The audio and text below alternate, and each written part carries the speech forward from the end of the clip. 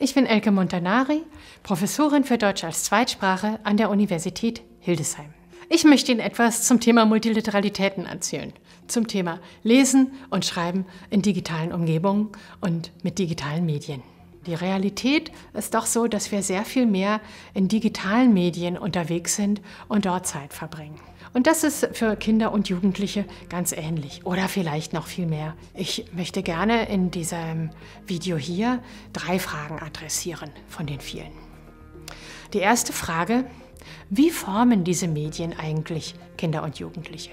Ja, und Frage 2: Wollen wir das eigentlich? Wollen die Schülerinnen und Schüler das selbst?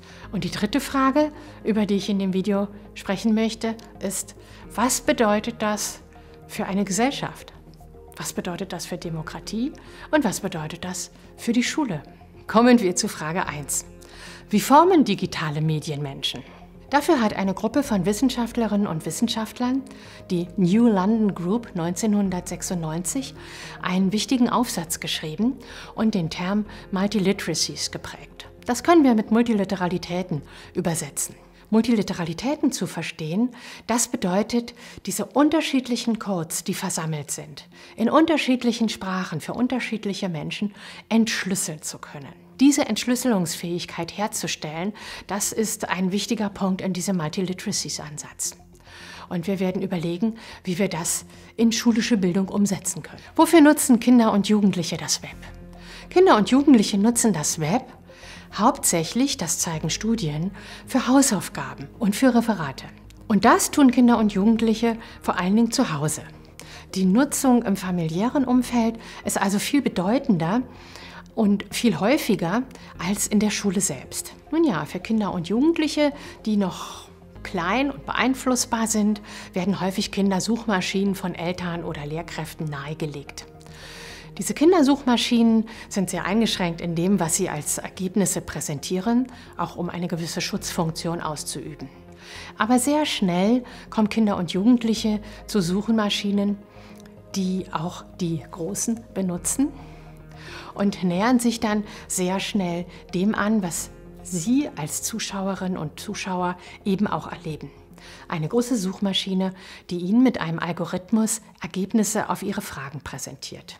Diese Algorithmen verstehen wir eigentlich als Laien nicht so sehr gut und wir wissen eigentlich nicht, nach welchen Kriterien diese Suchmaschinen uns Ergebnisse vorschlagen.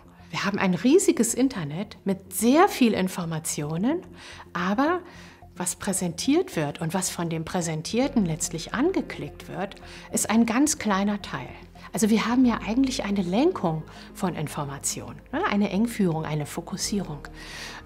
Und das gilt es, dass Kinder und Jugendliche das besser durchschauen. Kommen wir zu Frage 2.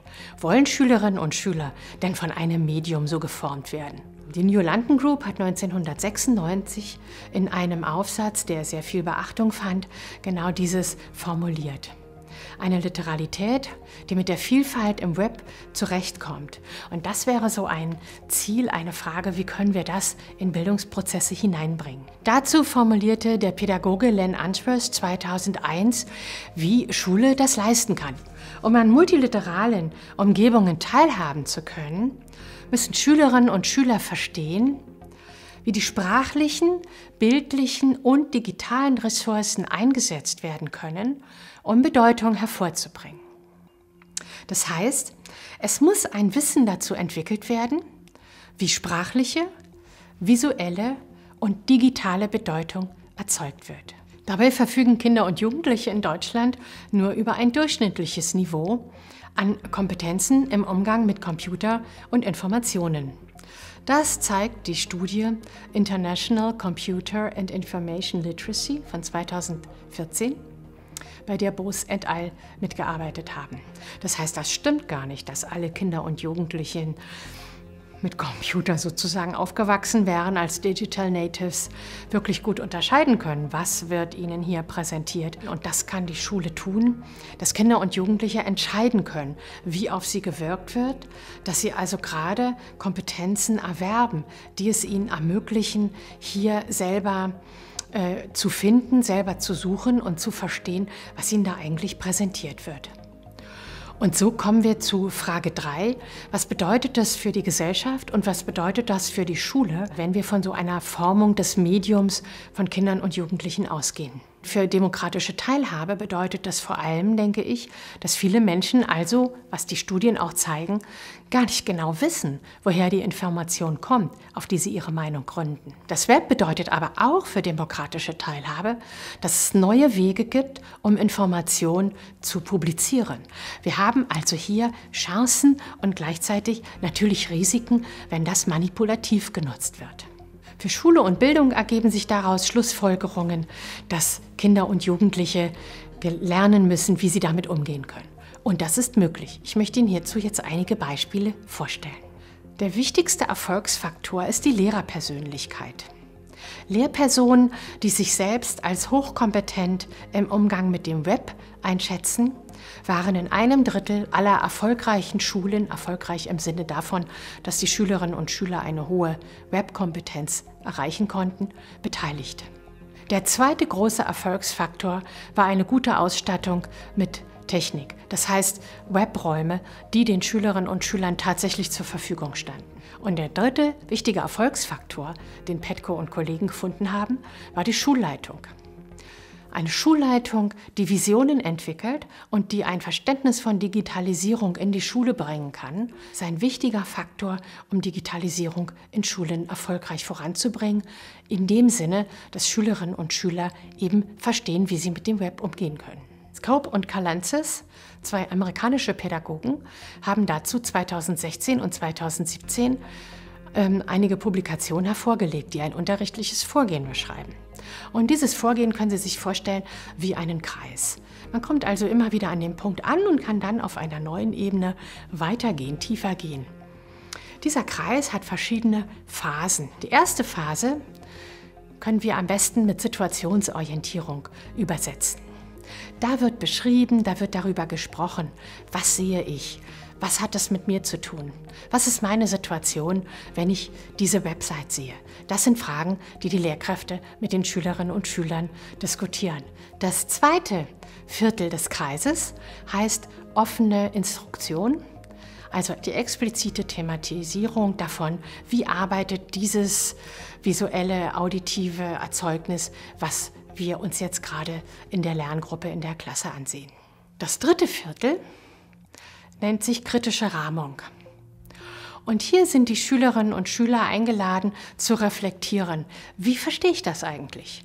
Also hier ist explizit die demokratische und gesellschaftliche Relevanz dessen, was jetzt behandelt wird, angesprochen. In der kritischen Rahmung ist die zentrale Frage, wie gehen wir mit Ausschluss um und wie gehen wir mit bestimmten kulturellen und gesellschaftlichen Bildern um, die hier dargestellt werden. Das vierte Viertel, die Reformulierung. Wie würden wir das vielleicht eingedenk all dieser Dinge, die wir jetzt diskutiert haben, anders machen?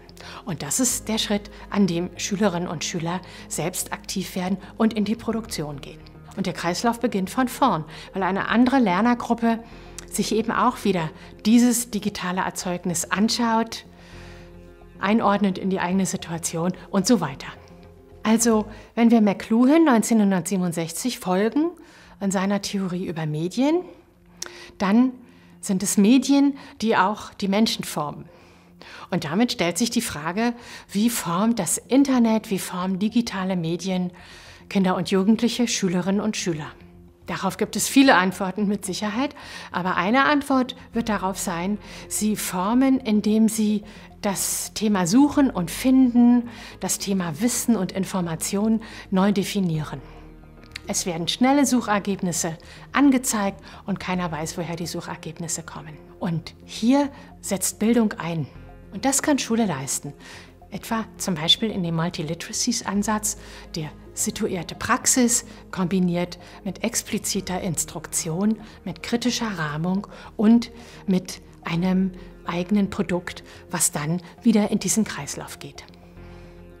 Und ich hoffe, dass Sie jetzt auch ein paar Anregungen erhalten haben, was das eigentlich bedeutet, wie können wir das Web lesen und wie können wir in der Schule damit umgehen, eine Literalität für das 21. Jahrhundert zu entwickeln.